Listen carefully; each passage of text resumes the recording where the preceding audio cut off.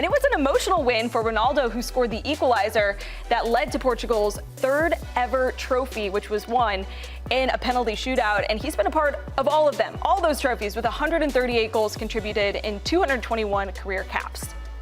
Pretty special stuff. And we also have to give credit where credit is due, which we like to do on the show. Last week, Master Tesfassian was with us, and he was the only one when we did our morning footy headlines who predicted a Portugal win. The headline, King Cristiano Ronaldo leads Portugal to PK shootout win over Spain. I mean, he absolutely nailed it.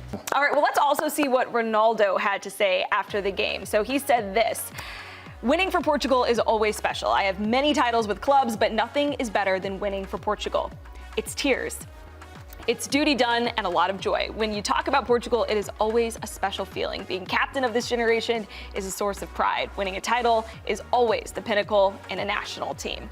Okay, so yeah, you could see it, the tears on his face, the way he was celebrating with his team. And now the hope for Portugal is that this Ronaldo can be with them through the World Cup next summer. Nico, based on what you've seen so far from Ronaldo with Portugal, is it sustainable for this national team to rely on Ronaldo? What kind of guy are they going to be getting next summer?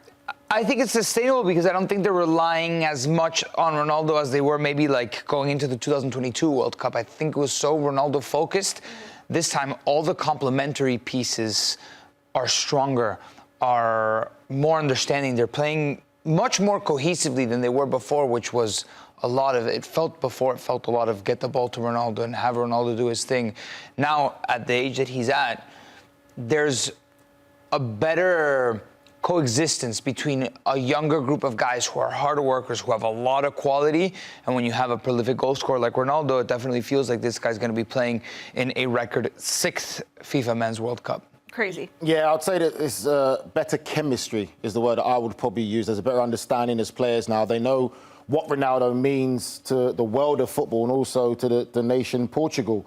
And I think when you look at him and the impact, even in the game yesterday, wasn't really too involved in the first half, but the team still kind of stayed involved in the game, stayed active, and they used him when he needed to be. And he's become more of a goal poacher in the box, which makes it there's more emphasis on the players around him, like Mendes, who gets forward to put crosses into the box, and there's a better understanding. So I wouldn't say that he is the main focal point, like Nico said, but the team around him now are starting to realise, and there's a deep squad now in Portugal where they can do well without even Ronaldo. Also, if need be. Who would you take?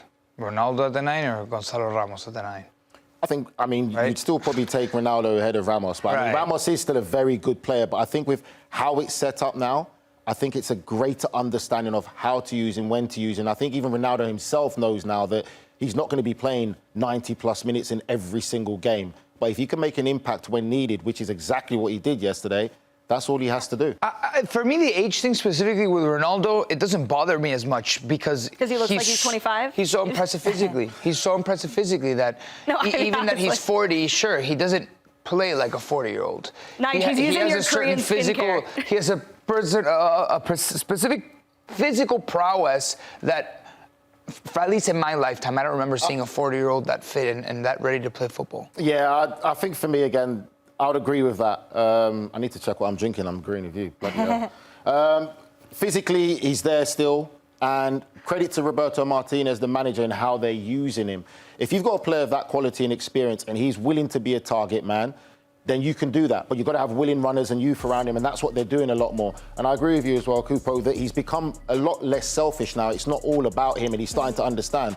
So if he wants to go to this historic World Cup and be part of that team, he has to understand the role that he plays. It probably also says a lot about how much more trust he has with the pieces around him. And it wasn't just all about Ronaldo in this game, because you got to give credit to Nuno Mendes, who had Lamine Yamal wrapped up in a blanket that entire game. So, you know, the whole conversation going in was the Ballon d'Or, Lamine Yamal, one of the favorites to win the Ballon d'Or.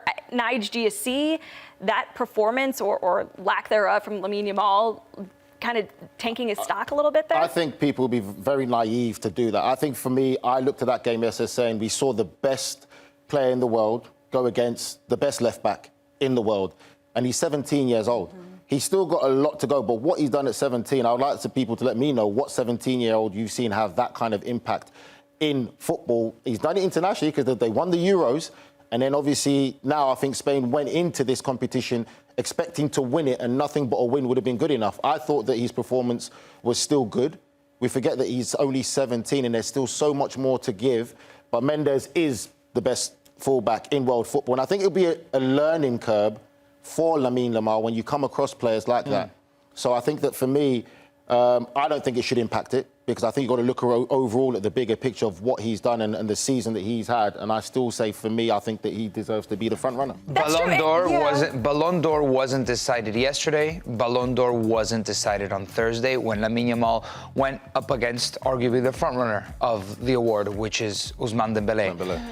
Ballon d'Or isn't about a one-off game, isn't it? Yeah, exactly. I would say the games that had the most gravity in this award being handed out already happened. This is just a little bit extra. If Lamine Yamal would have really taken this game by the scruff of the neck and would have been the decision maker that helped Spain lift the title, maybe that's a couple of little extra brownie points for Lamine Yamal. I think everybody has close to made up their mind, from the people that vote, the journalists, the players, and the managers of the national teams.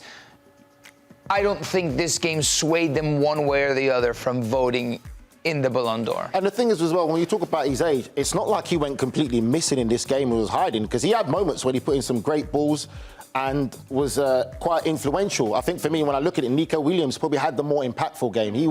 His side was more dominant overall.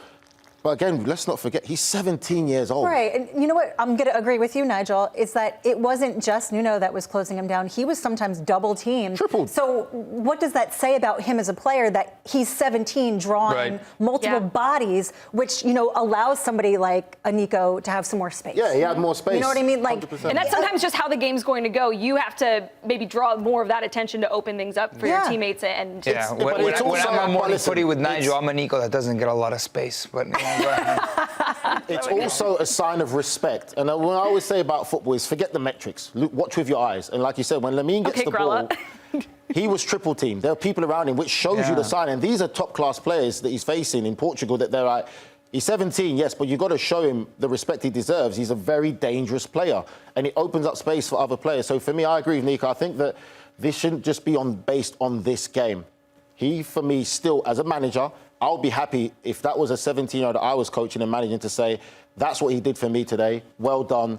On to the next. Also, what's Luis de la Fuente doing? Luis de la Fuente has deserved all the credit to get to Spain 100%. To this level. But personally, there were questionable substitutions made for Spain that didn't allow them to either win this game in extra time or control the game as they would have wanted to, taking Pedri out very early from the beginning, playing Pedri not in the pivot position, but a little bit further up, almost like an 8. But then taking out Lamine Yamal. I understand he didn't have the best game, for sure. But this kid, at any given moment, we've seen it all year, especially in a final, he needs that one moment where he sees the opening, where maybe that double-triple team is off, and he goes, boom, and he finishes the final. And it's also the fact that they play with that false number 9. I mean, it worked well for most of the game, the way that they're pulling Portuguese players in and out of space. But also, what I liked about Lamine Yamal being 17 is he wasn't happy about being taken off. Like, you could see how we say that this kid is special, just that hunger and desire to want to stay on, to want to win, and want to do great things. You could also question Roberto Martinez in his starting lineup for Portugal in this game. So overall, it's a fascinating game of football, but I still feel that for me, this young man, what he's done, the impact he's had, he still deserves to be the front runner for me.